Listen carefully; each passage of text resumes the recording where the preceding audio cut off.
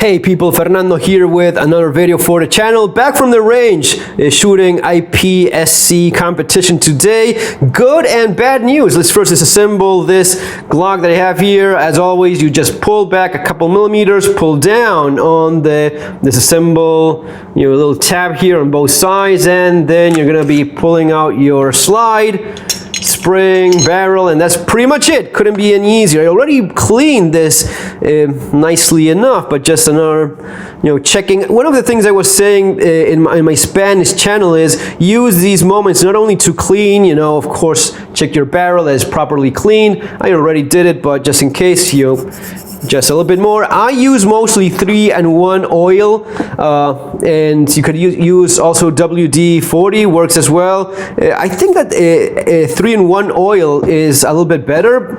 In my experience, it leaves it a little bit better lubricated, but either one will do nicely.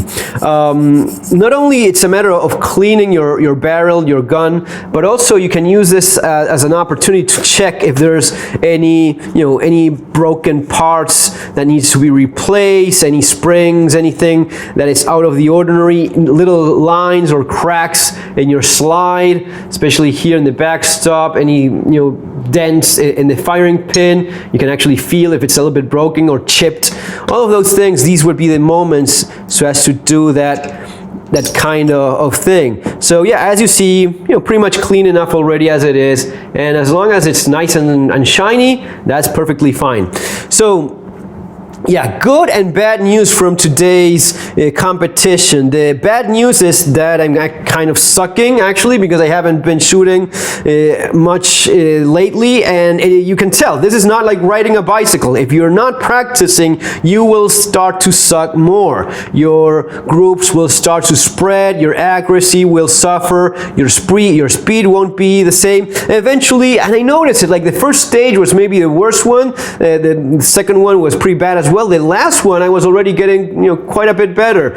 But if you don't practice, there's no magic here. If you don't invest time and a lot of money, actually, more on that later, you will not see the results. So you have to be honest with yourself. Owe it. Make the adjustments so as to not suck all that much. Regarding the cost of ammunition, there's not a whole lot of ammo. One of the things I was also worried is, well, about the good and bad thing. Bad thing being that I'm sucking. The good thing is because I got most of the no-shoots, there's pretty much no witness left of how bad I did other than the other guys shooting. 3 rounds left, guys, in my magazine. That was the last I had with me because there's a shortage of 9mm because of everything going on, of course. There's no primers, powder, there's missing ammunition across, I think, everywhere. It's pretty bad. So hopefully you stocked up when you had the opportunity. I took some ammunition of mine, and my idea was to just take it just in case and buy more there in the range. Actually, I ended up using what I took, and basically, yeah, this is all I have left. Anyway, and these are Winchester. These are very nicely made, very strongly crimped. This is something I noticed. Look how strong that crimp is.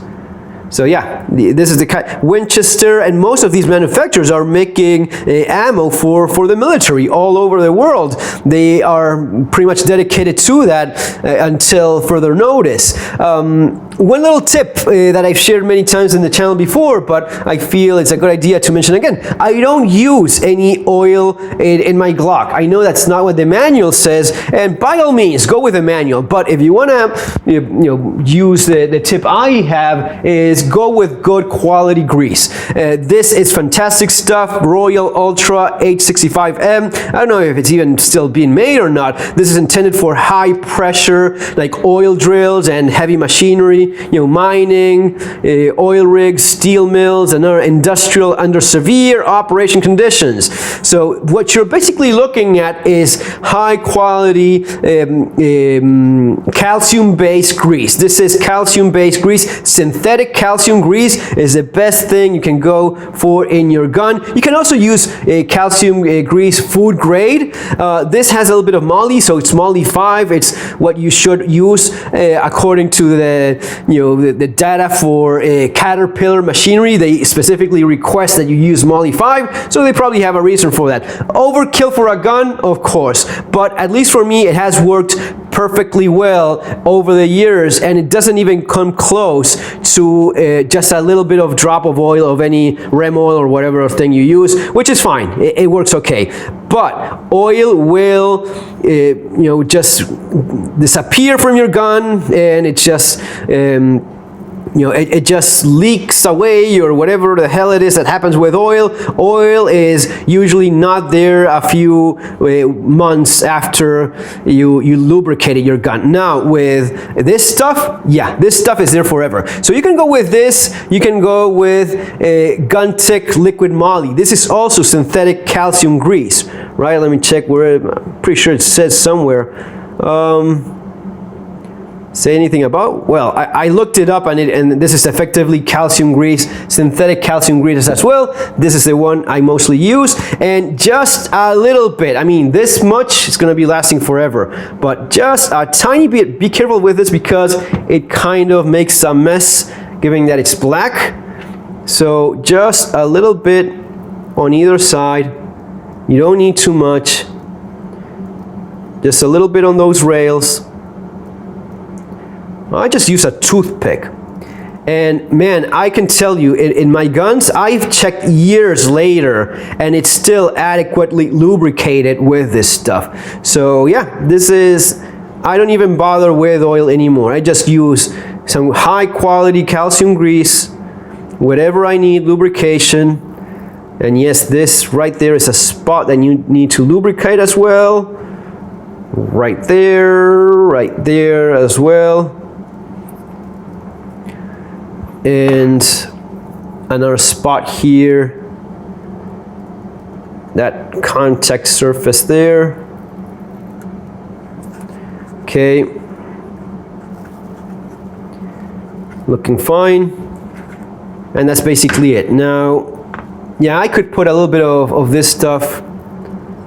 Yeah, that's way too much.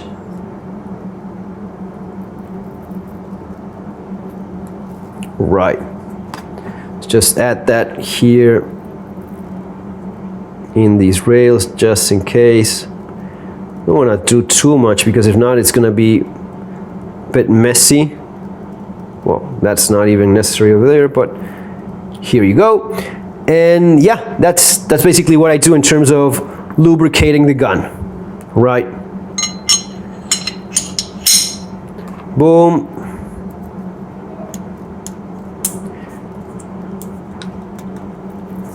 There, and there it is.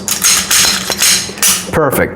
Ready for whatever is needed, or just sitting there until it's needed once again. So yeah, that's basically it. Just sharing a little bit of conversation. The Glock is a fantastic platform. Usually you see, and one of the things I've noticed as well is you see more and more people doing more of this sport shooting thing with race guns or guns for competition and that stuff. And the more you get away from a stock service pistol, the more you get, especially if you're looking in terms of something for self-defense.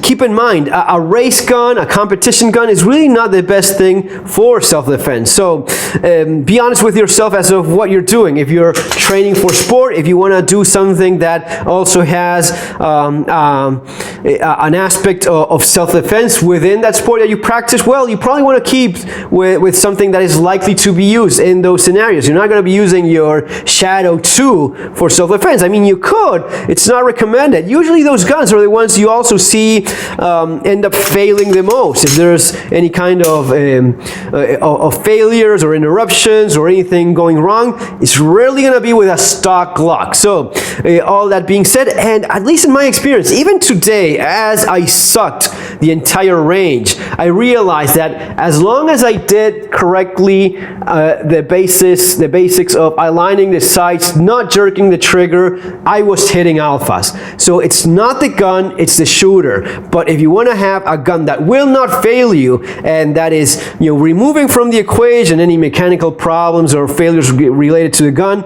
factory ammunition, stock Glock, very hard to beat. Now, with a race gun and some fine-tuned reloads, yes, you're going to be squeezing those seconds a little bit more and more accuracy and whatnot. But again, it goes back to what is it that you want to do? Do you want to do better in terms of a sport? Do you want to use this as an opportunity to practice with a gun that you may end up having when you need it for self-defense, if it ever comes down to that, with a gun that you maybe are already carrying? So all of these things I think are important to keep in mind. And again, if you don't practice, there's no magic here involved. You're only going to be as good as your level of training when the moment comes.